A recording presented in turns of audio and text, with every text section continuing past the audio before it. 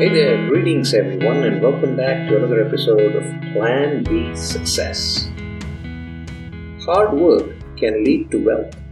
It's not the only factor involved. The availability of work itself is important too, because without work, there can't be income to save or to invest. If work is available, then that doesn't mean that one will necessarily work hard doing it though. This brings us into the question of whether hard work leads to financial freedom.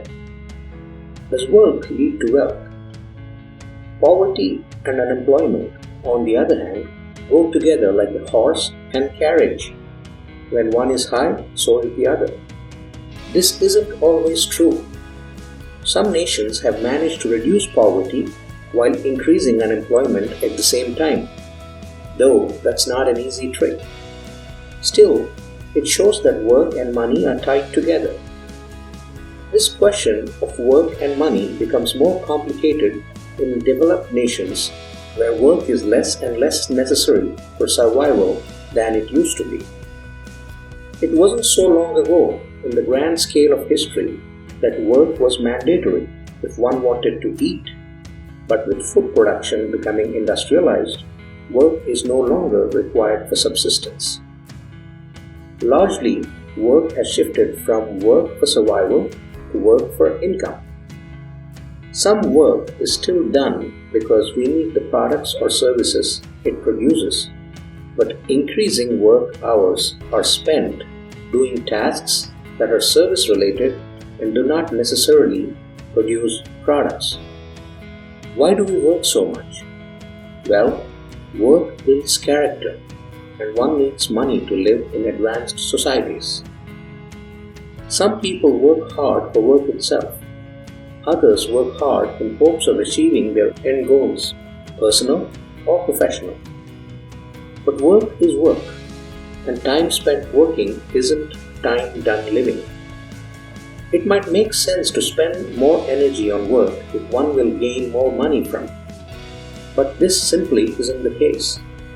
Some jobs pay more because work is harder, but work itself doesn't make work easier. It makes work more unpleasant. One researcher found that nearly half of work productivity can be explained by physical working conditions like lighting, temperature, etc., and psychological factors like job satisfaction. Another study found that work intensity did not correlate with work efficiency. In other words, working more intensely did not work more efficiently. So work doesn't necessarily lead to financial freedom because work isn't always efficient and work intensity does not guarantee efficiency. However, work can lead to wealth if a job is well suited to the worker and produces enough income to allow that worker savings or investment opportunities. Work can also lead to wealth if work for work's sake turns out to be profitable. That is, work is done aimed at building a business. However, work can't lead to financial freedom without consistent, gainful employment over an extended period of time. For work to pay off in the end, it needs time and motivation. But work isn't the only thing that affects work. Work intensity cannot produce work efficiency, but work conditions can, such as having an organized work environment.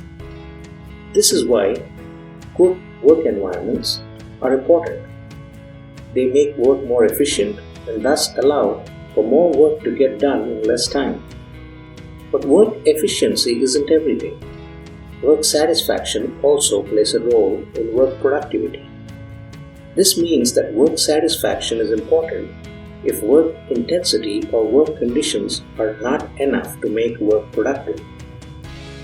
These last two factors, work efficiency and work satisfaction, are related because they both affect motivation. It's also directly linked to work time because the more distracted someone becomes while working, the less efficient work will be. Distractions are work's biggest enemy because work efficiency seems to reach a peak at around 90 minutes of work. after which work gets less efficient. Some distractions are hard to prevent than others, but work satisfaction can cut down on workplace distractions by increasing focus. Work enjoyment has this effect because it is intrinsically motivating. People want to work when work is interesting. Work is a complicated thing. It's one factor of financial freedom, but work itself doesn't always work for work's sake, and work intensity can't guarantee work efficiency.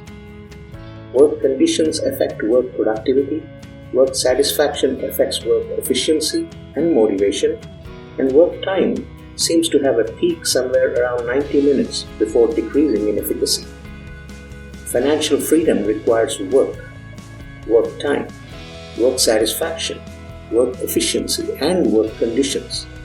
But more than that, it requires a strategy, discipline, and focus on your part. Hey, I hope you liked this episode.